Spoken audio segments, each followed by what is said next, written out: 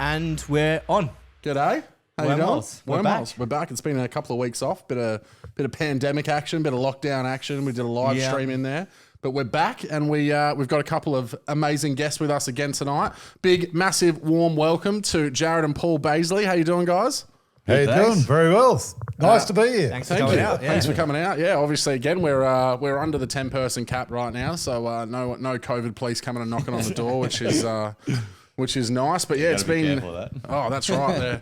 They're going crazy at the moment, aren't they? And the whole world's going a bit crazy, I think. But no, it's good to have some human contact. I haven't really done much in the last. I work from home all the time as well, so it's just like me and the family. And then when I go to the shops, you're masked up and there's no real human interaction. So it's nice to see some faces and and be out again. So obviously we wanted to get you on the podcast. Jarrod, obviously a friend of mine through comedy, but you're not the man of the hour today. You're just the anchor for the old man who we brought on now. That's right. Yep. Just keeping him in check, right? That's it.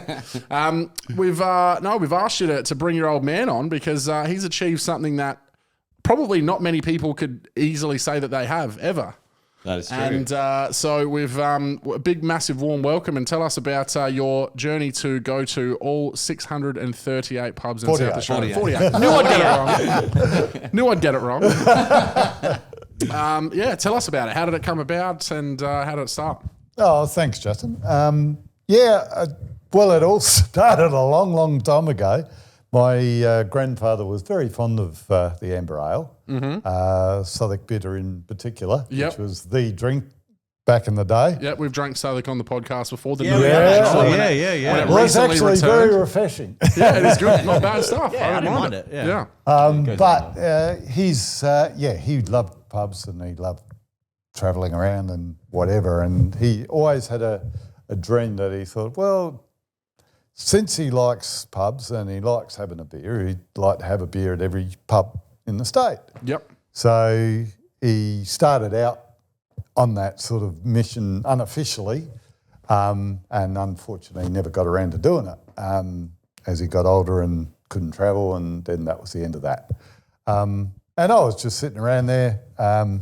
We used to sit around on his front veranda at his place, and he'd have a long neck sitting there with a couple of butcher glasses, and we'd have a chat every sort of afternoon after work, or if I dropped in. And he was saying that this was sort of his dream, and I thought, well, I reckon I might be able to give that a go, and I'll sort of take over from where he left off, and that was sort of where it was left. And then as it sort of progressed, this particular book, and I can mention names, I suppose. Yeah. Bruce Abernathy and Chris Dittmar did a book of basically every pub in South Australia, and this is what I used as the Bible. Yep. So I thought, okay, well, there's a place to start. So I went through and went to every pub in every spot I could, and still had a few hundred to go. So I was luckily in my role, I travelled all around Australia, South Australia, basically. That would have helped a lot then, wouldn't it? It was massive. So just going back a step, do you know, could you put a number on how much you reckon your dad got through, or what he might have gone to in his time before you started yours? I have no idea. Yeah. He would have done most of the city pubs. Yep. Probably not so many outside of the northern area or anything like that. But so it was sort of just a pipe dream sort of thing at that stage. But it sounded like a good idea, and he was pretty keen on the idea. But when he retired, he just never got around to it, basically. Yeah. But I thought, no, well, everyone's got to have a mission in life. And this had a mission with a happy ending type of thing. So I thought, well, why not? Yeah. So that's where it sort of all started. And then when this came out in the mid-'80s, I used that as the Bible. Yep. But of course, since then, there's been a lot of pubs that have opened up, 48 in fact, have actually opened up since then. And closed down. And closed down, yeah. So basically that's where it came from. Yeah. So you were obviously doing it through work. So was it just a thing where you're in a particular place for work, knock off your work for the day, cool, I'm able to knock off 1 or 2 pubs down the main street of this thing. So, having little mini pub crawls on a Tuesday night after work or whatever and going down, just knocking off one. Now, you mentioned Southwark. Obviously, Southwark's definitely not something that's in every pub or on tap. So was there a beer that definitely was the mainstay of the... Yeah, was there VB one? was definitely. VB. Yeah, Well, so okay. he's going to every... in South Australia. I know. I thought that too. Just take a minute to process that, because I was like, surely he's going to say West End, and we're going to have this moment of Well, I had a solidarity. few West Ends, but yeah, he was Yeah. on the VBs, Yeah, definitely. Nah, VV was the drink of choice. Yeah, I okay. used to brew my own, but it all got too hard. Yeah, fair It enough. is hard work doing that. I got a couple It of mates is, that do it, and yeah, again, so- like when they get right into it, but to maintain it and keep it up, and Correct. keep it at a level that is, something that's actually worth drinking and not just tasting like horse piss. It's difficult to do, especially when you're working full time. Like That's right. in retirement, it's something when you're trying to, you either maintain a garden or you maintain a brewing shed. Like you do something in that, but when you got to work and stuff, it's a little bit hard to try and stay on And top a of that. couple of the old brews, Donald will verify, weren't quite as good as the others. Yeah, fair enough. Fair enough. It would be super hard though. No, it really no. would be. No. I've It never was even good bothered fun, trying, but- but Me too. I could do it, but I just can't be bothered. Yeah. That was going to be my next question. I was going to be like, are you going to try and fly that torch? And maybe you just make sure you go to every new one. Maybe you just like, instead well, of look, I did starting it think about again, it. you think, okay, well, I'm going to make sure that the list grows so that, I'm going to make sure if there's a new one, I'm going to go to that and have a thing and just kind of keep it going that way. Because, in your lifetime, there's going to be a fair few more there'll that'll be open up and close. Yeah. That's right. Yeah. Well, I thought about it, but like that's why when we just done the trip up to Birdsville, there was a few pubs there that I was like, oh, just pull over here. I just had a beer in them just in case I ever do decide. Yeah. Because it's a long way to go. Like it's the middle of fucking nowhere. Like I was Absolutely, like, I'm gonna knock these off while I'm here, and then I think by the time we got halfway back. There was like, you're like, oh yeah, I've had a beer in that pub. I've had a beer in that pub. I was like, how do you get to these places? Like, he's been to all these places in the middle of nowhere. Like, there's a station, desert station, pub. Yeah. And Dad's been there like 3 times, and it's like, That's come on. crazy. that is crazy. It was Yeah. like- so that's when I was sort of like, oh no, I can't be. I'm not bothered doing anymore. it. Yeah. I can't follow this. Not with petrol at the price it is these days. Like. Now, Birdsville, obviously, I have no idea where it is, but I know it's not actually in our It is state. actually in Queensland. Right. Okay. And so About 12 it's not days or officially a pub in South Australia. Right. But to get to it, basically the last pub in South Australia was Mungarani on the Birdsville track.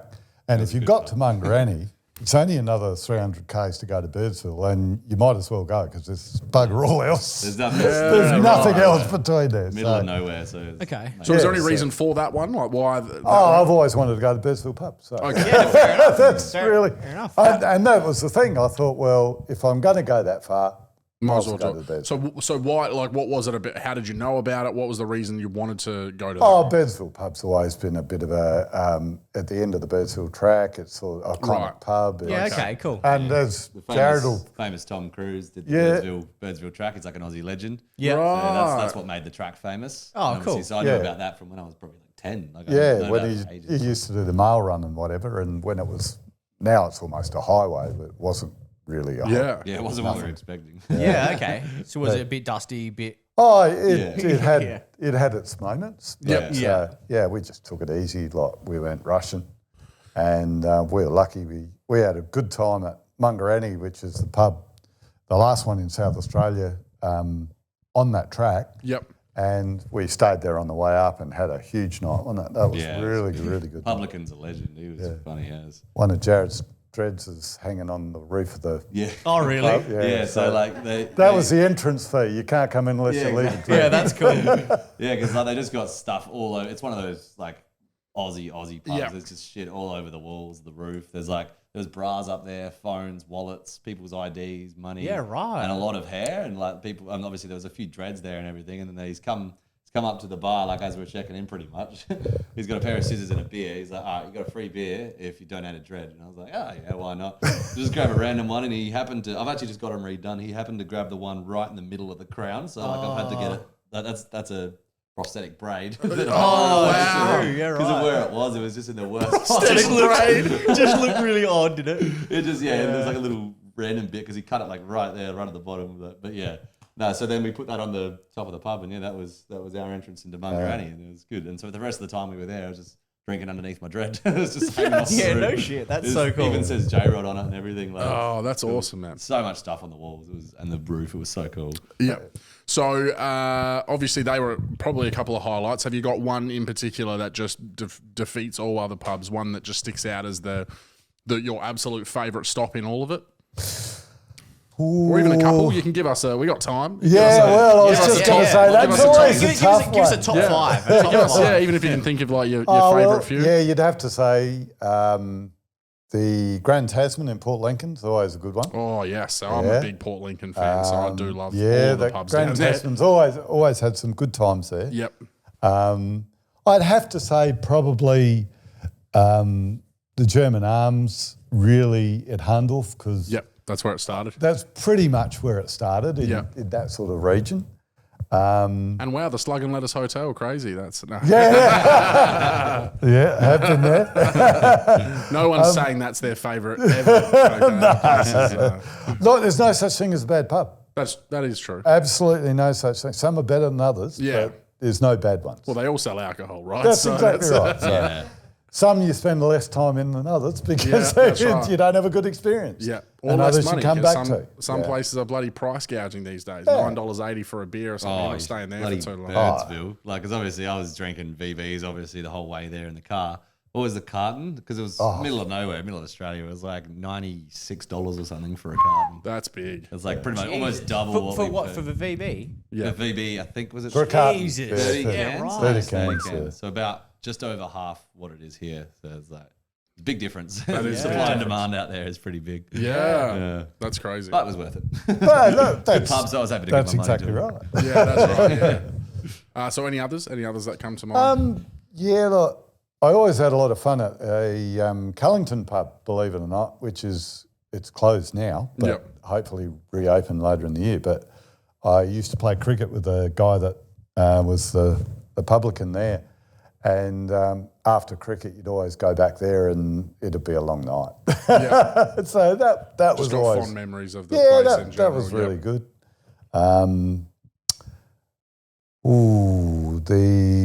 Hard, isn't it? Yeah, it is really hard. You know, when you got so many. Yeah, 648 now. That well, that's exactly right. Nice, and as I said, there's no such thing as a bad one. Oh, very good one. Union Hotel in Weymouth Street. Yep. I used to work at the old gas company, which was in Weymouth Street, and that was the local. So you go there at lunchtime, and those days it was 12 o'clock closing, so midnight you wander out. Yeah, wow. So Friday nights, there's many a Friday night at the Union Hotel. Okay. That's still kicking, isn't it? Is it they've done it up, and it's a really That's good right. pub. Yeah, they've just done it up. Yep. Yep. I don't mind. I don't mind that one either. Any that come to mind as you probably wouldn't go back and visit again? Yeah. Is there any dirty dungeon? It's probably not one that you wouldn't go to, but what about when you went to Dogs? Because Dogs had become Dog and Duck before he went like 2 years ago. Tell that one. That's a funny story. Well, yeah, because now it's a nightclub, and I thought, well, it was a pub. So I'm going to have a beer in there. So Donna dropped me off down Hindley Street, and I ran in, and there was nobody. It was black, dark, dingy, whatever. And I've walked in, said, "Oh, g'day, can I have a beer?" She turned around and said, "Can I see some ID?" I said, "You're freaking joking." Really? Wow. No, it would have been more than was before I had to give up drinking. Oh, of course. Yeah, no. 3 years ago. 5 years. Yeah, but so she asked me what ID. I said, "You've got to be kidding me, really?" He had another look and she said, "No, yeah, you're right." Just so habitual in that place Yeah, to be that's, asking you know, everyone for Oh, yeah, well, she didn't even look up. She was just habit. And I said, no, I just want to have a beer. So what time of the day and what day was this? Oh, this was on a It was Saturday a night or something like Wow. that. No, Right at there the was peak. no one else there. It must have been a weekday, but it was about, it was quite 7 or 8 o'clock at night. Okay, yeah. So it wasn't, So So it wasn't like Saturday night. Nah, It it, was Saturday. Yeah. it that wasn't would have been sort of, crazy. yeah. It was really been quite. insane. So I was quite amused at that. But, Yeah, that was funny.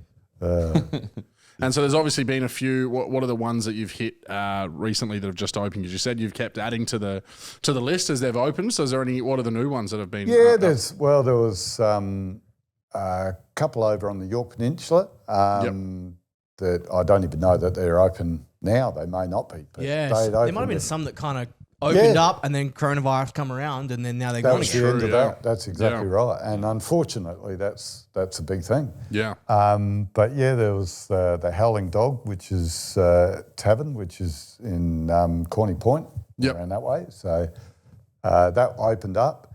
I did know there was one that really got me. I was actually out at Stone at Glendambo on the way up to Cooper Pedy, and I heard that the Kingunya pub had actually opened up again after 25 years being derelict. And so I thought, stuff it. So I went out there, which is out in the way to Tarcoola, so it was a bit of a track out there. Yep. And pulled in. There's nothing else, just the town was pretty much just a pile of rocks. And there was a pub there which was sort of looking like there was someone in. Knocked on the door and said, I heard you've reopened. He said, yeah, come on through. And they've actually done one room. They're that's got floorboards in it. The rest was still just dirt and whatever, and they're rebuilding. And you got a little old round pub fridge in the corner, and you had West End cans, and that was it. Oh, yeah. Really? That's all they had? If you wanted West End cans, that's fine. If you want anything else, bad luck. Yeah, right. So I sat there and had a chat to him, and he was trying to drum up business. So I said, look, there's two houses across the road, $3,000 for both houses. I need to build up a bit of clientele, so you can buy these houses and the land and whatever for $3,000. No problem. Wow. When was this? I would have been probably 10, 15 years ago. So, Still far out. It's still, that's exactly right. That's crazy. I mean, my mum and dad paid $75 for theirs in 1990. So if that's still further back than what you're saying, well, obviously this is a rural place, but still, even at a rural place, $3,000 for land and houses, is pretty insane. So you got them both and you own them now. You're like, I only had $4,000 on me. So. I didn't have enough money in the pocket. I'll take that as a deposit. Yeah, I'll get two West Ends and a house, thank you. Yeah, that's it. I would say he was a bit of a character, and that's what I liked about, like Jarrod was saying, it's really good the characters you meet in clubs like this. Oh, yeah, you would, yeah. And that's why I was, my grandfather loved that, meeting people and that sort of thing, and that's why he liked it. And one thing I found, every pub you go to, there's always a bloke sitting in a corner, and this is Ernie Corner or whatever, and there's a sign up in there, or you've got all the regular photograph boards with all of the big nights and things that have happened, and people laying upside down on the bar and all that sort of thing. Yep. Yeah. And you talk to a few of the locals, and it's always good. Yeah. Well, look, my granddad, my mum, my dad and his dad came over from the UK. Yep. My granddad built a house in, what is it called? It'd be maybe Paralawi. I think it's Paralawi, but the Waterloo was the local, and that's where my dad and him spent most of their life before it burned down. When it burnt down, they didn't really go back when they rebuilt it. And now my granddad's passed away. But yeah, same thing. He had his name on the bar in one of the things, and that was pretty much the only place we could go and see him. You know, it was never going out, never Sunday roast at Nana and Pop's house. It's Sunday roast at the Waterloo, because that's where you're going to find them. That's where you go. Yeah. And same thing, there was a whole group of people that you just knew because you'd been in there so many times. So this is Chris and Sandy, and this is this and this person and whatever else, just from that sort of camaraderie. So, it is a lot of people, especially that older generation as well. Their life's revolved around that knockoff, like you said, that union thing where there's just a place that's become unanimous with where everyone's going. And then that's where all your friends end up going all the time as well. So you just keep going back. It is. And that's the good part about it. So it's about the characters and the bits and pieces and it's all about experience. So is there any stories of any particular characters that pop into your mind when you go, there was this guy in this town that really, is there any like real big characters? It was probably usually you. You were he was the character. Look, I suppose there's one bloke that my daughter actually works in in the German Arms. Yep. And she works in the front bar there, strangely enough. And there's one of the old, she used to work at the Harndorf Inn, and one of the old regulars is old Mickey. And he was a regular, when I first started drinking, all those years ago, he was the regular. Back then. Build the fireplace, sweep the floors and whatever. You buy the pub and you get him as part of the deal. Yeah. And he's still there, and he found out, because I knew him from drinking there ages ago, and then Rebecca, my daughter, started working at the German Arms, and he found out she was my daughter, and then she's his best mate, so really? he'll come on, he'll buy a bag of lemons and give her, because she knows, really odd so stuff. cool. Yeah, that is quite weird. Yeah. He's just, it is really odd. So, a bag of... Yeah, I brought you a chicken. Yeah, that's right. Dog treats, a couple of avocados. That's so cool, though. Awesome. Yeah, but there's always those sort of people around, and look, as far as characters, there's always characters around, but there's just too many interventions. Yeah. Any altercations? Ever had someone rub you up the wrong way while you're in a random pub somewhere? It's one of those things as well. When you're in someone else's local town, you don't make too much ruckus yourself, because it's going to be you versus the whole town. And that's it, especially when you're up in out in the bush or whatever.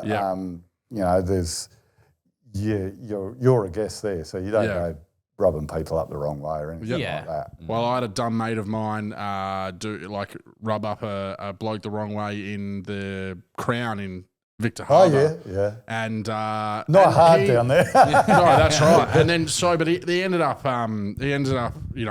spilling outside, had a bit of an altercation. Some guys bloody grabbed a star dropper out one of the plants that had grown and smashed him across the face with it, knocked his front 3 teeth out. And I'm like, hard to feel sorry for you when you're being a dickhead yourself. Obviously, I don't want you to be losing teeth, but what are you doing? You knew that it was going to be, they're all either playing footy down here together, or they all grew up together, or you're somewhere where it's going to be you versus 20 no matter what. So just shut your mouth and walk. Exactly. You know what I mean? Like, don't be stupid in those kind of settings. You're fighting a losing battle. So obviously you must have got over to KI. Oh, absolutely. Yeah. So my mum's from KI. Is that right? Yeah, so I've spent a lot of time over there. So spent a lot of time in the Ozone Hotel in the Queenie there in Kingscote, because that's where my nan was, still living over there now. Yep. I've spent quite many a nights being the drunk person from over the in those pubs. So I remember one time at the Ozone Hotel, something went wrong with the smoke machine, like the cigarette machine, and if you put any coin in there, it just packets would start coming out. So I ended up going home one Christmas. Yeah, one Christmas back when I used to be a smoker as well, with like 14 packets of B&H Smooth, and I was like, felt like the king of the world. Already by that was only 4 or 5 years ago, I reckon, and already by then they'd started creeping up in prices. So I think I spent like $11 and ended up with 14 packets. That's elite. ROI, man. That's right. That's killer. But the thing is, we didn't want the bar people to cotton on to what we'd like. So we just, over the course of the night, be like, oh wow, I need another packet. Run outside to the smokers area again. But yeah, and then obviously, I mean, the Pandana and Penny-Shaw and the ones over there, they're all quite small. And yeah, no, I've been, I used to go to KI 4 times a year for the last 20 odd years. Yep. That was just for work, and then we've been over quite a few times. You've been in the Ozone and all that as well. So Barely remember that. Yeah, you're a bit little. The full glass window just staring out over the water in the Ozone is one of my favourite. Yeah. One of my favourites in well, actually, you've got. Sure. I'll have to say that's probably one of those top 5. So there you go. Yeah, cool. That's nearly 5 now. Yep. No, it's and KI is just beautiful. Like, I love it over there. I actually proposed to my now wife on Remarkable Rocks, because Remarkable Rocks is one of my favourite places to go as well. I've gone there. It's one of those things now where, like, if I was just going over there myself, I'd never go to these places. But as soon as I've got someone new with me, I love going to them all again just to like watch them enjoy it. So my partner had never been, so we went over there, and then obviously popped the question up on Remarkable Rocks. That's and brilliant. Obviously, not long after that, they ended up having the fight. Like, so we got to obviously walk when they had the boardwalk or whatever. Yeah. Then the fires came through, 9 or 10 months later, and Absolutely gutted the whole lot. So, and you know, my family was very lucky as well, like, because they were all now in Kingscote, but when they used to be all on farms and stuff like that, most of them would have, I think, lost their old houses and stuff like that in those fires. So it's pretty scary how... Unless you've actually, well, you'd know it, but unless you've been over there and see the damage, because we actually went over there only a couple of months ago. Yep. And went and had a look around, and we've got quite a few friends, our old agent over there. Yep. Turner Fuels in Kingscote. Yep. So we'd known David forever. And we went for a drive around the place and Remarkable Rocks and all that, Yep. and the damage that was done, and it's just incredible to think how scary and it how must have close been. it got to the one bit of, or all the bits of actual civilization. That's they were exactly quite lucky. right. Yeah. Because it could have just wiped the whole lot out. They would have all been on the beach, you know, down in the ends of Kingscote, you know, waiting for boats and stuff to rescue them. And obviously, like, so where my auntie's house is now, she's got decking out in her back, like veranda thing. And so obviously, because the island's shaped like a horseshoe, you can see all the other side of the island. And one of the fires that they had while I was over there, you can stand on the decking and you're just watching half an island burn. Like, it was just crazy. One of the ones that happened probably would have been about maybe 04, 03, 04. Oh, yeah. And they've had so many as well, you know, so because it's just that incredibly dense scrub that just dries out soon as it does get any sort of heat over there. And then that is just fuel. Yeah. And that's it. And it's all area that just doesn't have any, it's untouched, like you said. So it just goes up, and it's so hard to, and because what fire does, when it revegetates, it comes back thicker than it was before. So then it's even more flammable. You know what I mean? Like, it's just non-stop. It's a never this ending. vicious cycle Yeah. over there. So, have you had marron before? Yes. Oh, yes. I can't speak highly. I'm not a massive seafood person either, but like freshwater cray is just some of the Big nicest. yabby. Yeah. And it goes down well with a really cold beer. Yeah. Because my uncle used to run the big marron farm over there, right? So Gum Creek Marron Farm, all the buses used to come through. So that was their farm. So I used to be able to go down the kiosk, and I remember he always used to take me out to get the pots out as a young kid. Yeah. Those things scared the fuck out of me. I don't know why. They're just seeing those little Yeah, claws go. it's the claws, man. It's Yeah, definitely and the claws. and he's just handling, because he's, you know, the absolute farmer of all farmer bloke that you can imagine. Yeah. That's this dude. And so the way he's handling him, whatever, and I'm like, I'm not going near these fucking things. Like, get me out of here. Well, they could leave some damage. Yeah, that's right. Yeah, and they're massive as well. That's the little yabbies I didn't mind them, but it wasn't mostly them. It's mostly these foot-long things. Yeah, that's right. And they look like they're You ready got to your kill. revenge. That's right, exactly. On a barbecue. Yeah, what else? So obviously you had to have a bit of a break as well. So there was a 3-year hiatus. Yeah, as well. You yeah. had to just look after yourself. I had a bit of an issue with the heart, so that really stopped me in the tracks a bit. So basically part of that had to give up the booze and change diet, exercise, all the bits and pieces. All the shit stuff. All the shit stuff. All the stuff that's all the not necessary fun. stuff. But I wanted to be around to be a pain in the neck for this little fella for a lot longer yet, so I had to do it. And so basically I didn't have a drink for 3 years. Wow. So you were still going to the pubs in that time? Just No. Well, Because the thing is to have a beer. have a every pub. beer. that's exactly right. Because You've had got to like have a beer. 4 or 5 to go for like that last. That's 4 right, years. and It's that's almost done. Oh, okay. So I see. there was still 4 or 5 left to go in this book, and then I thought, right, and that's one of them was Mungarani and the other one was Birdsville, even though it's technically not South Australia. But because you'd set out to do That's it, it's it. still Yeah. fun. So I'd said to Jarrod, I said, well, what we'll do is we'll do a trip and, we'll sort of finish off the last few. And I got sort of the okay from the doc last time and the heart's settled. It's not going to get any worse if I keep up doing what I'm doing. So I thought, stuff it. I'm not missing out on doing this. So that's why Jarrod got the week off and we went for a drive and finished them off. And when I finished... What was it? North Laura, Mungarani and Birdsville, wasn't it? Yeah, that's it. North Laura was closed for friggin'... Yeah, it was closed for a few years. Yeah, okay. And so I wasn't able to, every time I went past, I wasn't able to have a beer. But Why was it closed for so long? a lot of the pubs up there Yeah. closed, especially when Lee Creek when they closed up, all the pubs up through there closed up. Yeah, right, yep. Blinman was closed for a while. Parachuna, Copley, Yep. Lee Creek Pub, everything just closed up because everyone left town. Yeah, fair enough. Now they're sort of reopened again. So it's been quite good. But that's what happens in a lot of those country pubs. Yeah. Lee Creek was crazy. That was like, it's like half abandoned town. Yeah. Oh, really? It was, wasn't it? Yeah, right. Like, there was people there like in the petrol station, but like all the houses around there, because it was for the mine, wasn't it? Yep. Yeah. There was just like every second house was like boarded up windows, like smashed windows. And True. and then the house next to him was like all still, it was the same kind of house, but it was someone living in it. Like it was all clean, all done up. And then the next three were abandoned. And it was Such a holes were weird thing shut. too. Yeah. It was a weird, it it does was get really weird. depressed being there. It was Tumbleweeds rolling around. Yeah, it was Pretty much, It was yeah. really weird. And the pub obviously, was the pub still open? Yeah, the pub was still open. It had was still closed, but it had opened up again. But I'd had a beer there anyway. That's the one we drove past. He's like, oh, do you want to have a beer in there? I was like, nah, I can't be bothered coming out here. Yeah.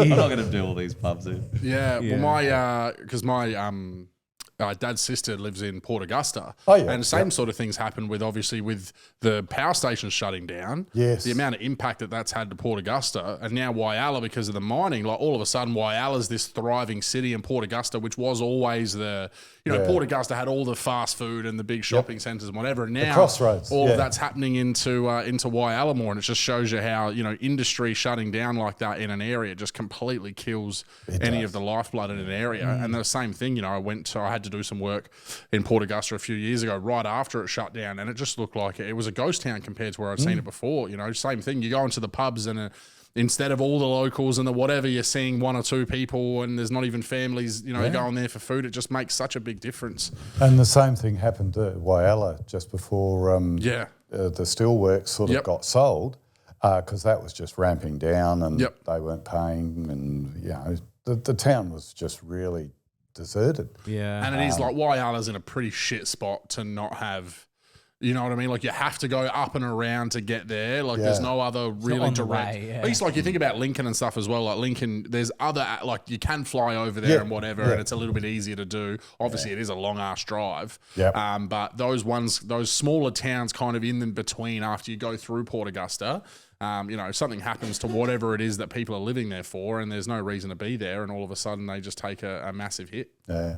No, that's exactly right. And like even Kimber Hotel, I've stayed there quite a fair bit. And my uncle actually was from Kimber. But that pub itself they were sort of, because it was really marginal agricultural land, good season they do well, bad season they don't do so well. Yeah. Then there's all business at the moment with the uranium storage. Yeah. Now that's really divided the town, 'cause a lot of the people see that as being their Like nuclear waste. yeah, they see that as going to be the lifeblood for the town. That's going to create a lot of work and jobs, and other people think, it's going to be the end of the work. So that's a weird kind of like thing to sit in between, isn't it? it is. And you talk to the publicans, and of course it's going to be great for him.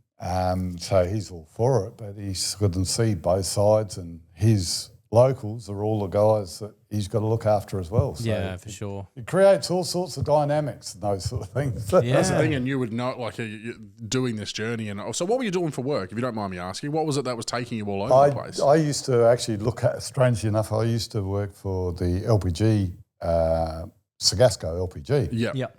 Then it was Boral, then Origin. Yep. And so these sort of pubs, the country pubs, they were my customers. So a lot of them That just goes hand in It hand. just This is where it fell all. into place. Yeah. This is where It did fill into place. So I had to go there. Yeah.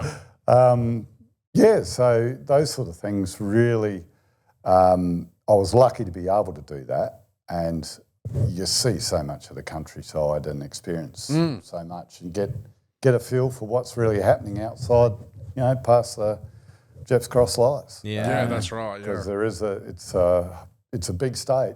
Oh, yeah. So you guys still based in Barker now, or? I live in Mount Barker. Wow, so you've travelled all the way down to Mawson's from Barker for this tonight. Yeah, that's why. Yeah. I feel special. Trek, I well, feel special. Well, you used to work further, didn't you? Oh, yeah. Well, the office only just around the corner at Dry Creek, so I used to come here every day. Yeah, so you know what's up. I wasn't driving though, not with the petrol pro. It is. It's ridiculous at It's the so moment, bad. man. I'm filling up like a quarter of a tank at a time, and it's lasting. I'm back to my like teenage self where like I'm holding off to the last, like waiting for that drop to like $1.40, like where I'm like, and I'm hugging that petrol light, and I'm like, I've got money, I just don't want to spend it at $1.70. The car's like creeping. As well. You're waiting for the wave. I've done it on Main North Road before, where I had my XR8, and I've come off of Craigmore Road, and there's that shell on the left hand side, but then all on the runs are on the other side, right? And I'm like, I don't want to go to the shell, so I pulled, instead of turning left into the shell, I'm going to go up here, do a U-turn, and then come back and hit the pubs, hit the on the run, pulled into the turning lane, broken down, like ran out of petrol. So then I'm getting out, waiting for a gap in traffic to push my car on my own over to the other side of the road. I couldn't get it all the way into the petrol station either, because the only way I could have done it is by like pushing it back out into traffic, and I didn't want to fuck around with that. So then I go into the petrol station, and they're like, I'm like, do you guys have like a jerry can? They're like, nah, everyone steals it. So then I had to buy a jerry can, which was like $25, then fill that up with petrol just to get a little bit of petrol in my car to then get it into the Soho. If I just went to the Shell in the first place, The moral of the story. That's exactly right. Could have avoided that whole thing. Well, I mean, that's the thing, because when you talk about petrol, I had a company car for 30 years. That would have been so And good. so I retired a couple of years ago, and I've actually looking at petrol prices. I haven't done that for 30 years. Yeah. It's bloody terrible. Yeah, it is. So I'm glad I managed to do it. Work under work time. Yeah. Yeah. Well, I was just thinking of like that, because my uncle runs Tech Drive, which is the salt damp business. Yep. And because of obviously all his customers are rural towns, old buildings. So like if that was like, that's the kind of job where you could, build, you'd have to build it around something where, because if you're just trying to do the travel on your weekends, and as some of these far places, that's not just a weekend trip. Like you need the week off to be able to do it. So you'd have to be able to do it as a part of your daily thing to possibly be able to get it done in your lifetime, I think. So well, that's it. I mean, Mount Dare Hotel, for instance, is just below the Northern Territory border, but it's on the Fink or off the Fink Road, and there's a track that goes through there. Then you get back onto the Unadada track. So you've got to specifically want to be going there to get there, and it's really a station and a pub, and that's all there is to it. Yeah. So a lot of those places are like that. Yeah, that was crazy. Some of those pubs. It was just this random town. Like most of it was ruins. It was just ruins, and then there's just a pub in the middle of it still going. That's It was surreal. Like, I've never been out that far in the Outback before. Like, obviously, you lived out there, but like we drove past some towns, and there was just nothing but a pub. It's weird. They're like the cockroaches of buildings, aren't they? Yeah, like, they just don't die. They just don't die. They will survive. They will survive. It was really cool. Well, Minterby, which I don't know whether that's still open now, because that's out in the Opal Fields and the Pitch and Shinjara lands, but that was interesting, because you go out there, and Minterby is like the dregs of society all go out there and they mine a bit of opal just for something to do, and live in tin sheds and bits and pieces. Yeah, right. I mean, it's a great place, but when we went into and I went there a few times for work, but you go into the pub and everyone's sort of looking at you, oh yeah, these blokes are from out of town, what do they want? So you really feel like you're sort of, okay. Well, it's actually, when I went to Kangaroo Island recently, I walked we got straight off the boat. This was the time when I proposed to my partner. Went into the Penny Shore pub, asked a couple of the blokes where the toilet was. They sent me down some alleyway that went to the Bottle-O, the back of the Bottle-O. So then I've gone in there, and then someone's like, "Oi, what are you doing?" And I'm like, "I'm just trying to find the toilet." And then I walk back out, all those blokes are pissing themselves off. And like the thing was as well is that we had we'd left on the say Wednesday morning or something. Bad weather hit that morning. We ended up getting stuck in Victor Harbour for 2 days. Had to stay in can't even remember, one of the really cheap hotels there, because we were trying to save the money for the trip. Didn't plan to be having to stay in a hotel for 2 nights. And we'd already driven all the way down there, because they said, oh, we might be able to put you on the 1, or we might be able to put you on the 3, and then did the same thing the next day. So it was like no point driving all the way home again just to have to come back. So we're just like, we'll try and find somewhere to stay. So I'd just gone through all of those 2 days of like sleeping badly, like, you know, we've got a very young son. And then that's the first thing that happens when I'm like, and I was like, lucky again, knew it was going to be me versus all the locals. So I kept my mouth shut, but I wanted to bloody go off of them because that was the last thing I needed after that 2 days. I was like ready to throw a headbutt. You sort of think, that's right. Stretching things. And I hadn't had a beer yet either. You know, so yeah, that's the. And then we pulled into we got into the city, and I was like, I need to go and get some beers when we go and check into our thing. So we've pulled into the Queenie there, that big circle one, and then I've got into the bottle because it was still open. It was probably about 10 o'clock at night because we only finally got on the 8 o'clock boat. Some dude stumbled out of the pub and it's just my missus and my son in the back of the car and my mum. Some dudes come out of the pub and started trying to open the doors, like drunk as, started trying to open the doors. So then I've come back out and I got in the car and my partner's like, drive now. Because she knew that if I knew that someone's trying to get into the part that I was going to, after what had just happened already, she already knew I was on edge. So she's thinking, but then she's never been to Kangaroo Island before. So then she's also like internally freaking out and she's saying to me, what fucking place have you brought me to? So I could see her dealing with the whole not wanting to tell me because I would have gotten out and probably tried to punch on with these blokes. And he's just thinking, oh, well, that looks like a car, that'll do. And that's what I had to say. I'm like, they obviously thought like that I don't know, that it was someone that they knew or whatever. But not a good start to a trip. No, and I'm telling her how excited I am to bloody bring her to this place. And well, it obviously got better by the time you got the Remarkable Rocks. That's right. And that, look, I mean, when you do that whole, for anyone who's listening who's never been to KI, who lives in South Australia or even in Australia, I seriously can't speak highly enough about how beautiful the entire place is. Whether you're at the sand dunes in Little Sahara or whether you're down in the Flinders Chase or the Admiral's Arch, Remarkable Rocks, all of those places are just like, you know, and tourists from all over the world come for that. So it's not like it's just this cool island that we have.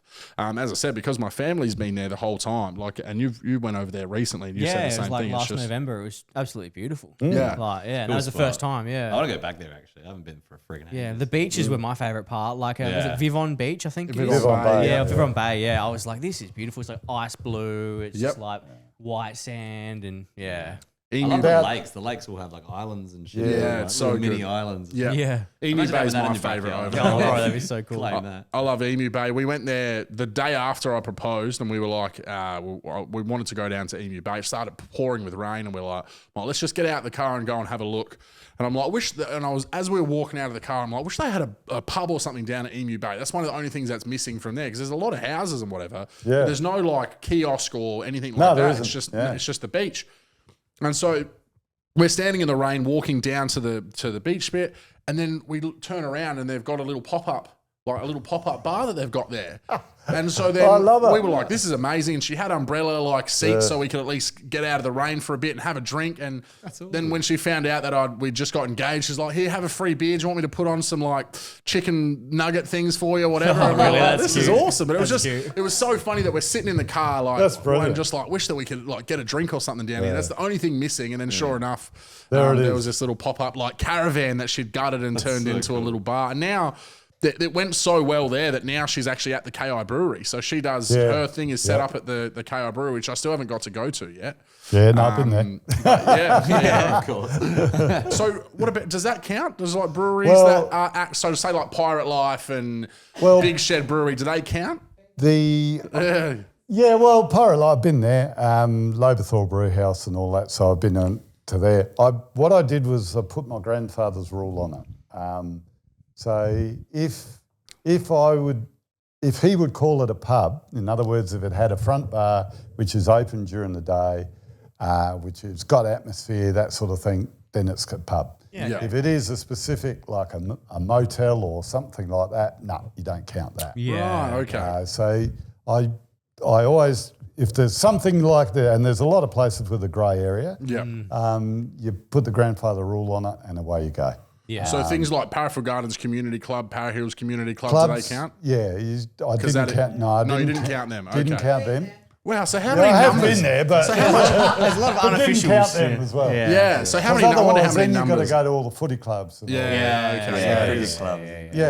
then it becomes bigger than Ben Hur's. So well, I was thinking of like because if you look at say Parafield and Para Hills, they've got a TAB, they've got a pokie room, they've got a salad bar. It's almost as close as you can get to a pub without being called a pub. So. It is, even though we had been there and had a beer there. It's pretty much done them anyway. But it didn't actually include those sort of things on the list. There's not a lot of them really, No, not these not- days not anyway. really. Like they're either footy clubs or they're pretty much pubs these days. There's not too many. Oh yeah, the Renmark Community Club. Yeah. Yeah, so we haven't really included any of the, because a lot of the country areas, there is community clubs, that sort of thing. Roxby Downs, same sort of thing. But haven't really included them. RSLs? No, not so much. Not so much, because that's again a weird. Again, that's sort of not open every day. It's not. So that's. I mean, if you can include all them. But imagine. Well, but the thing is, I was automatically assuming that they were in it. So if you've done 648, which I got the number right again, Must be more close to what does the 1,000. number come to when you add every RSL and add community it, I'd club? hate to think. Yeah. That's got to be close to 1,000. Because if you add all every town, you add a footy club, a cricket club, An RSL, community clubs, and RSLs, bowling clubs. It If you becomes started- way bigger. Yeah. Oh, you're talking tens of thousands. Then. Yeah. So stick to just the pub. It's crazy I had to think. make a call. Yeah. Yeah, It's yeah, crazy you to gotta, think. I wouldn't have, just 648 seems like so many. Yeah. And because one of my favourite places in South Australia in terms of pub is Gawler because of how many are in quick succession. So we've made a habit of the same area. my man baby shower. I was like, I want to go to Gawler, and we started at the Williston? Yeah, Williston Hotel. Yep. So, and because it's all walking distance, right? So you walk from the Williston Hotel to the to Bushman's, then from the Bushman's to the Exchange, and then from the Exchange, you've done 3 pubs by then. So it's normally Kingsford or one of those other And ones. you have to have a pint at each. That's right, yeah. Well, we actually, on that day, we got kicked out of the Bushman's and the Exchange just for being too rowdy. And they convinced the lady, the security guard, to let me into the Kingsford. They explained to him, look, we're just going to get him in there and get him some water. And then apparently I've just gone walkabouts, left them all while they were getting drinks.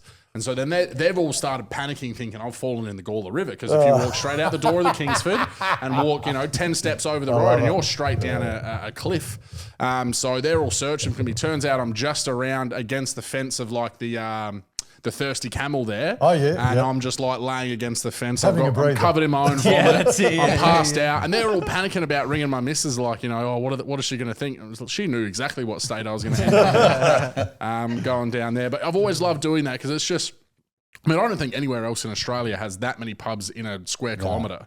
Like, that is crazy. Anyway. I've been there for work, but never been out drinking there. I wish It is because that's the thing. If you do, get into a bit of trouble on one, there's 1-2 doors down. Like, especially in the first part of the main street where you've got the Southern, then you've got what's now the Golden Fleece, then you've got the whatever it is, something Gawler Arms, I think it is. Then you've got Kingsford across the road, and then you've got another 2. That's all within literally one main street.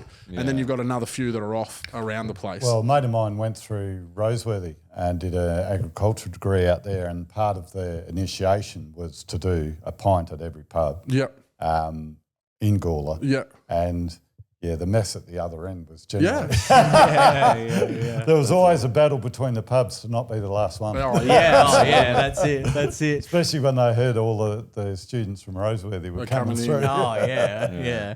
So in terms of like the future, what's next? Or are you done now? That's it. You putting your mantle up. Yeah. I'm more than happy if any pub opens up. I'll more than happy to have a beer at. It'll be easy now. It'll be one at a time. Yeah, that's it. Yeah. You've done the hard part. Well, like I said, the hotel at the Adelaide Oval, even though I've had many beers at Adelaide Oval, you don't count Adelaide Oval as such. Of course. Now there's a hotel at the Adelaide Oval. Yeah. So Donna and I went there a few weeks ago. So that was added to the list as Well, they've new had one. the Cathedral Hotel's obviously been there for a long time, been there so I'm many sure. times. Yeah. Are you a footy supporter? Port Don't Adelaide. ask. Port Adelaide, absolutely. All right, it's I love over you. anyway. I'm wearing my jacket and everything. While we're on the topic of bloody crows, I was similar story when you were in the toilet and you like get a bit threatened, got a bit scared. I went to Punt Road during the grand final. Obviously, I didn't get tickets to the game, thank God.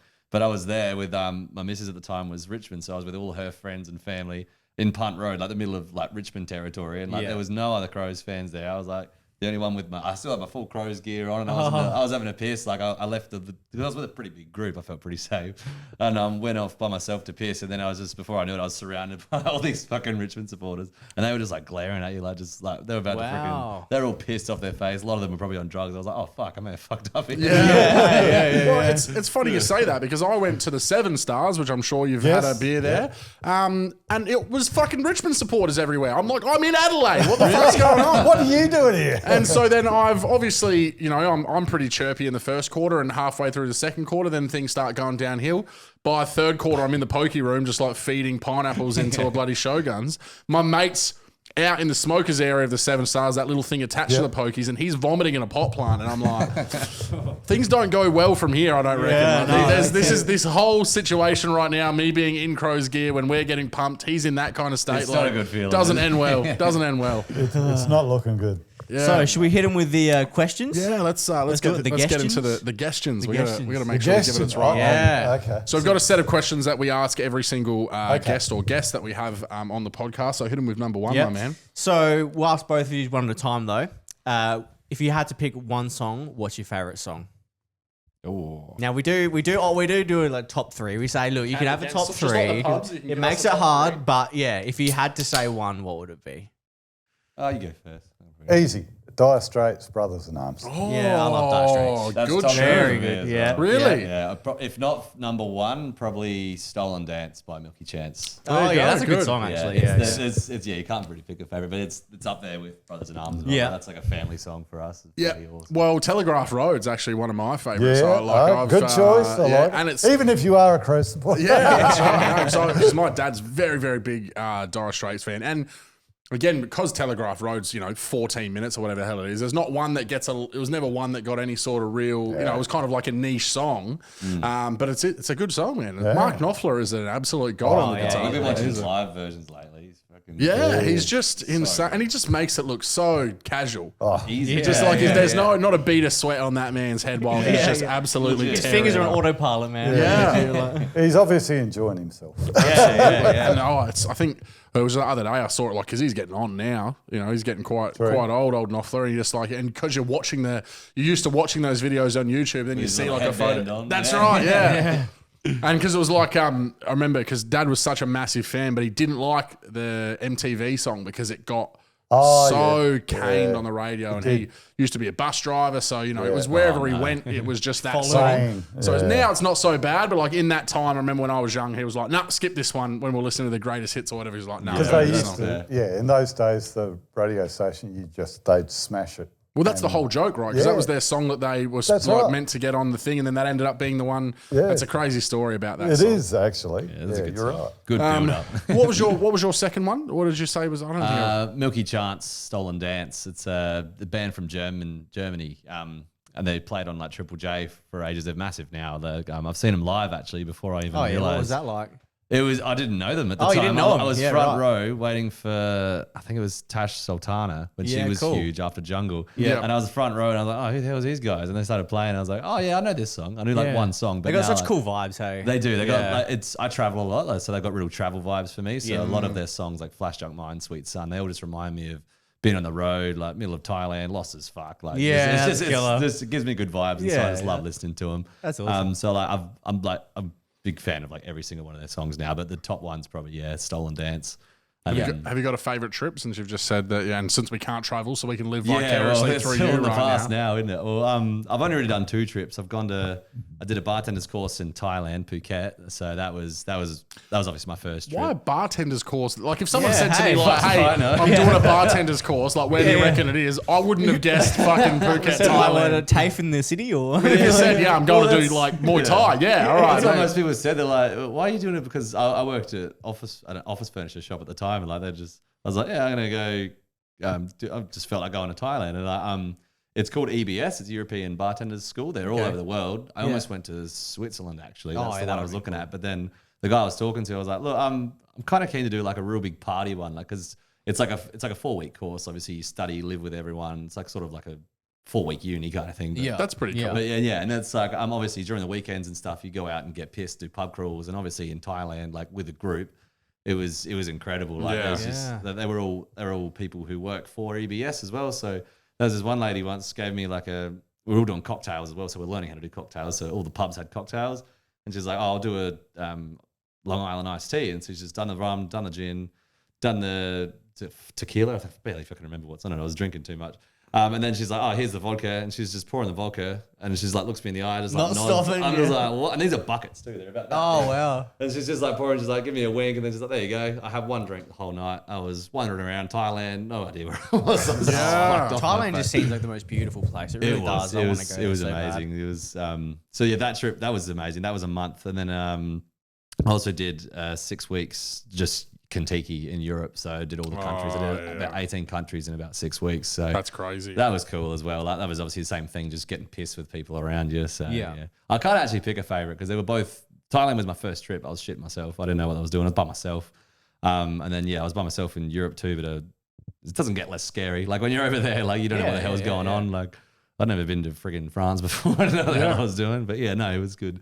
I'd probably say Thailand. Probably I was in a better. Just because it was just such pandemonium in the place. Because I was obviously struggling with stuff back here as well. I just needed to get away, and I didn't think I'd have the balls to do it, but I was like, fuck it. I just Yeah, bit you the prove bullet. Came yourself something, man. at the right time. Yeah, Have you actually 100%. traveled? I don't think I've asked you this. Have you been overseas, like anywhere outside of Australia? Just to Bali. Just to That's it. Bali, yeah. You're a Bali bandit, yeah. Bali bandit. It was killer. A lot like Thailand. Like yeah. Bali and Thailand are very It was similar. fucking killer, man. I See, I've loved it. only been to Vegas, and I mean literally only Vegas. We like But I so haven't been to- I wanna go All to the way Vegas. there, just to stay and like we didn't realize how dumb that was until we were like halfway through the trip, and everyone's like, "Why the fuck are you still here? Like, go somewhere else." So it was me and 5 other blokes wanted to go somewhere. The whole idea was like, let's go. We're all 21 at that right. So they're like, we want to go somewhere where we can just be fucking sideways the entire time. Yeah. But it doesn't matter, right? That's my that's plan. the culture. So we were like, yeah, we'll just go to Vegas. So we did 11 nights, all in the Nice. same place. And you can drink this on the street there as well. Oh can't you? yeah, it's No crazy. drugs There's or just those slushies everywhere because it's obviously desert. So Yeah. there's just slushy stands the whole way down the strip. But we lost one of our. Like we had a full hangover moment. Like our mate actually went missing for 30 hours. 30 hours. Yeah. So we just. I think I've told this on the podcast before, but I'll tell you really quickly. Like we had such a long flight path. And by the time we got there, it's like 7 p.m. Thursday night. So we're like shower, change, we're going straight out. But like we've all slept maybe 1 or 2 hours in that whole time that you could call real sleep. And then we figured out the whole like, wait a second. So if you tip, they just keep pouring you drinks. Like it makes no sense. That whole thing to me, because that still costs the place alcohol and the tips aren't even their money. So I'm like, how does it work that these bartenders are allowed to start free pouring? Because you think about that here, right? The free pour is not here. It sucks. I noticed that when I got back. Yeah. But like they're not even allowed if they're caught like giving you 2 little pushes of the thing. See you later. You're gone. Whereas like we put a 50 in this dude's jar and he's like it got like you were saying got to the point where we were ordering Jacks and Coke and he's giving us like a glass full of straight Jacks with like a Sprinkle of dilutant of Coke. And so we're saying, oh, can I get a Jacks and Coke and a can of Coke? And he's going, oh, you Aussies are pussies. I'm like, are you seeing what you're pouring for us right now? And how many of these we've had? But yeah, it's kind of like, it's one of those, especially now that who knows when I'm going to internationally travel again, that my only trip is 11 nights in Vegas and nothing else. At least picked a good spot to go. Like, I'd love to go there. Yeah, and it's. I think the most insane thing about it for me, and I even look at it on, like when I'm watching the UFC or whatever, like, and they show the big pan of Vegas. What blew my mind is because of what they show you in the movies, you assume that it's this massively built up, like whatever, you know, because if you think about Adelaide, you've got a city that's not massive, but it's big, but then you've got like smaller part of the city with still sort of slightly high-rise suburbs, buildings, and then slowly out to houses and suburbia. Vegas, it's the strip and fucking nothingness. Like, Is that right? yeah, it's literally like just desert. Like, soon as you get out of, say, you know, you think of the length of Hindley to Rundle Street, it's that long. And then as soon as you get out the other side of that, nothing. Yeah, right. Yeah. So when we got in we heard about all of the what do they call it? Like the depots, the shop, fucking the cheap discount store, like what's ours one called? Cheapest Cheap- chips, you Oh, mean? No, like the big massive shopping centers, but it's all cheap Costco? clothing. Yeah, all cheap clothing and stuff like that. Digging Like a hole here. Savers? Can't think of it. Yeah, what's that place? Like where it's a big... Harbour they've got them Town? all in Melbourne. Yeah, Harbour Town. Harbour Town, yeah. So like we heard about like Outlet. that was a That's guess. fine, dude. That was a guess. I was like, That what do is you mean? so Jeez, I'm drawing bloody teeth. So we heard about this massive outlet that was like the best one, the cheapest one. And again, we'd only been there for a day or two at this point. I think we just found our mate again. And we're like, let's go do some shopping. Let's have a chilled one today, all right, boys? Let's go do some shopping.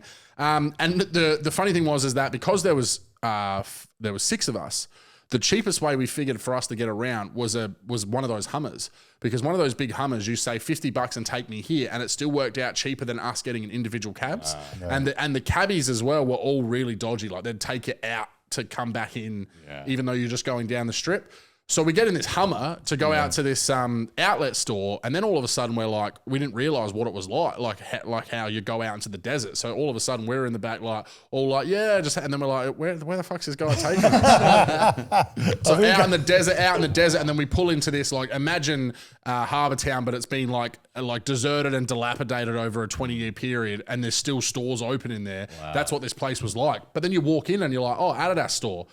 3 shirts for $30 and like shoes for $10. It was just like crazy. And but again, probably I don't cheap. in it traveling, like you just see stuff. Like I've done those 2 trips and then just Bali by itself. But yeah, like that's why it was very similar to Thailand. Yeah. But yeah, there's heaps of random shit like that. Hey, like alcohol and chemists was another weird thing. Yeah, It's like you walk into a chemist to go and get like a prescription, but then there's a little fridge that's got like Smirnoff and like Heineken and stuff in there. I'm like, those 2 things don't seem to be that. Can I get this Nurofen and a couple of Heineken? That's going to sort me right out. I had to try and ask for freaking hay fever tablets in France, but they don't speak. Some of them are really strict in France. They only speak French. So I had to try and like act out that I wanted hay fever tablets. I was like, like trying to sneeze, like nose, pointing in my eyes, and he was like, "Oh, hay fever." And I was like, yes. Oh, really? Well, I should have just said it with that French accent. I felt like a freaking idiot doing charades, and there's like 3 customers behind me, all pissed off Frenchmen. It was like, oh, that's great. So should we hit it with the next question? Yeah, question number 2, which I'm blanking on right now. Blanking on. You're in blank mode right now. I am. So if you could have one superpower, what would it be? oh, you go first. I've got one for this. I've had this conversation so many times. Did we miss one? No, well, you have it. You go first. I can't think of it. I think mine was to control animals. So Interesting. We've never had that one. Yeah, it's like everyone could like fly and shit or be super strong, but I'd love to have a big fuck off fortress like guarded by sharks, spiders, lions, magpies. Magpie, all these deadly animals, and just like have an army of animals at my disposal. That'd be kind cool. of thing. Like, how's your arch nemesis going to know when a tiger gets sick on him that had anything to do with you, right? Yeah, exactly.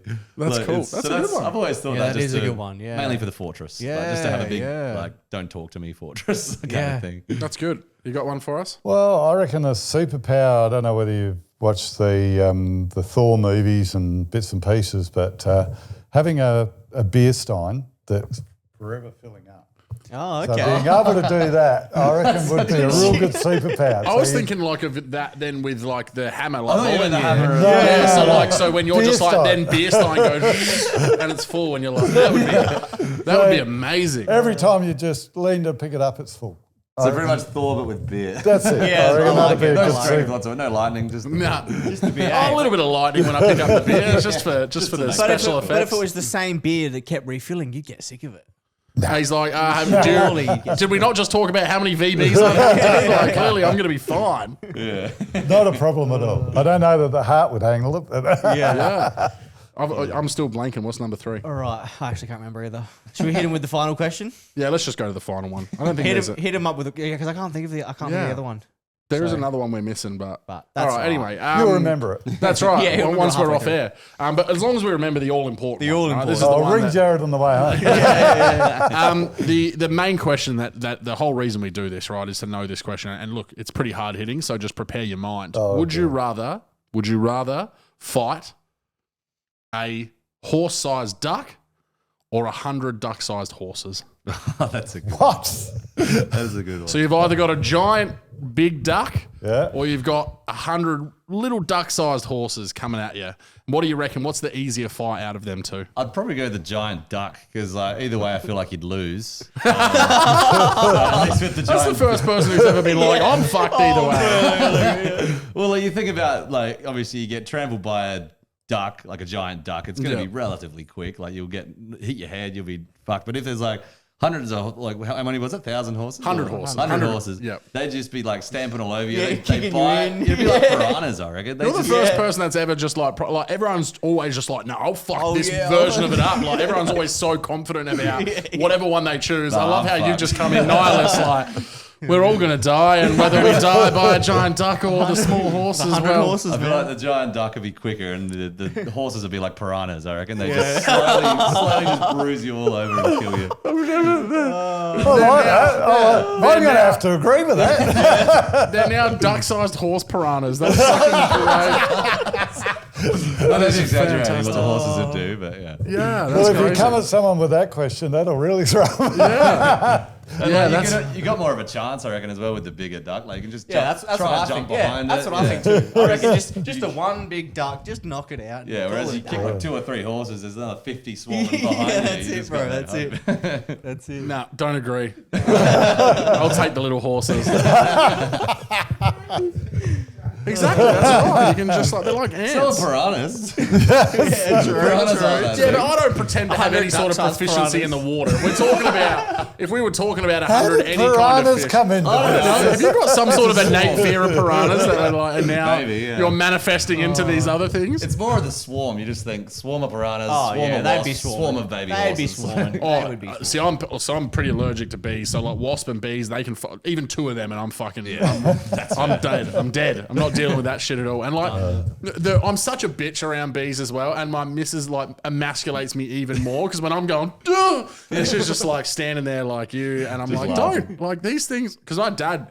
We're not anaphylactic, but it's just like the reaction is so bad. I got stung on my pinky finger recently. My hand like ballooned up. Jesus. And all the skin started peeling off. Like we just have really bad reactions. My dad had one when he was driving the bus, and he had to pull over and get another because his whole face just like swelled up and had to go to hospital. Yeah. So you're looking like Elephant Man. So yeah, like I know the pain that it feels when everything swells up. So it just like petrifies me. Yeah. So yeah, bees can piss off. Bees I'm not are even no good. taking. I'll take all the horses, all the ducks, instead of one fucking bee. That can. Wait, what about one horse-sized bee? One horse size. Oh, dude. Oh, that's No way. I don't think even I want to fuck with that, man. That's, We had wasps like at the house I'm living in now. Like my mate had a gate thing and he drilled all these holes in the poles where he had this gate, then removed it. And so then all these wasps just started like thin. I'm not going in that backyard ever. I'm like, I didn't use the garage and shit because I'm like, no, I'll park out the front. I'm not going out there. And Eric's like, why don't you go out and kill him? I'm like, you fucking call someone. Risking my life for you. Yeah, I like that with spiders. At least you're allergic. I'm just like that with spiders for no reason. Yeah, you just don't like them. Spiders are terrible. creepy though. Going You're a out to some of wuss. those rural You're a places. wuss.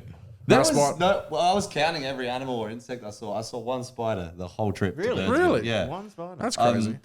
What did I see the most? The weirdest thing was a camel. I saw a camel before anything. What? Yeah, what? Before a kangaroo. Where Before the a fuck sheep, do we have cow. camels just hanging out? 2 wells. Oh, really? I got all the way from Outback to 2 wells before seeing an animal. Like I didn't see a pet dog until freaking North Laura. Like it was shit. weird. And then No saw shit. a dingo. I was pretty happy about that. But yeah, That's pretty cool. Something Didn't see a different. kangaroo till Oh, no way back. 3/4 of the way through the Yeah. trip. A kangaroo. That's crazy. I was What do you think so you'd see them fucking That's everywhere? what I thought, Oh, that's yeah. what we thought. But then the first animal was a camel. I was really confused. It's like that with Kangaroo Island, though. You don't actually. There's not Yeah. that many kangaroos. There's Yeah. fucking koalas everywhere. Like you Yeah. look up any tree, and you've got like a 50% chance of a koala over there. It's There's actually a lot of sheep around where we were as well. Oh, There's one like shit. rogue sheep that just jumped the fence and was so just, many yeah. because like so many of the farms over there are sheep farms, and they just get out and do whatever. So they've just got ones roaming around. yeah. Americans are petrified of koalas because of Australian dickheads. Drop Like bear myself, situation. Talking yeah. about Yeah, drop the bears. drop yeah. bears. I was watching a good comedian that day that was talking about like no other country's got an inside joke that everyone knows about. He's like, who started that to the point that it doesn't matter what corner of Australia you land at. If you're a That's Yank very or a true. Pom, I like they'll that. get you with this story. Yeah. And I'm like, everyone does know the drop Yeah. bear. I got asked from Canadians, Americans,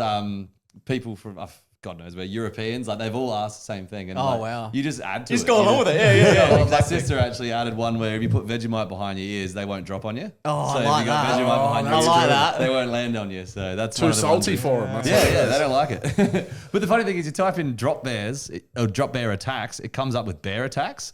So like I actually typed it because he's like, yeah, look what they do, and it's like a grizzly bear. Yeah. Like this is just it was pretty graphic actually. It was just this dude just completely decapitated, and then there's just a picture of that screaming koala that's wet. Yeah. And he's like, they're fucked. They're terrifying. How can they do that? They're so small. I was like, yeah, they're fucked, man.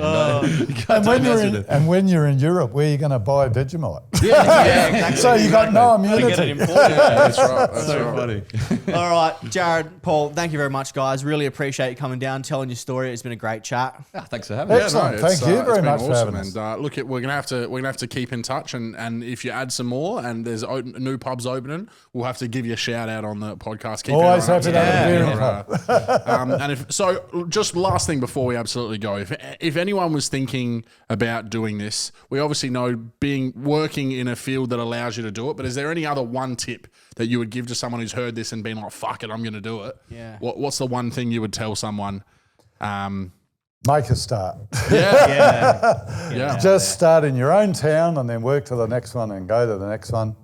That like I said, Buy that book. that book Yeah, so every was pub my... but that's from the 80s, isn't it? So, Yeah, but that still it has still probably will. most Bruce of Abernathy and Chris Dittmar, I'm sure, would be very keen for you to buy it. it. Yeah. Oh, yeah. But that was the Bible, and that's a great place to start because there's 611 pubs in there, so Yep. there's a good start. Yeah, there you go. Legendary. Awesome. Love it.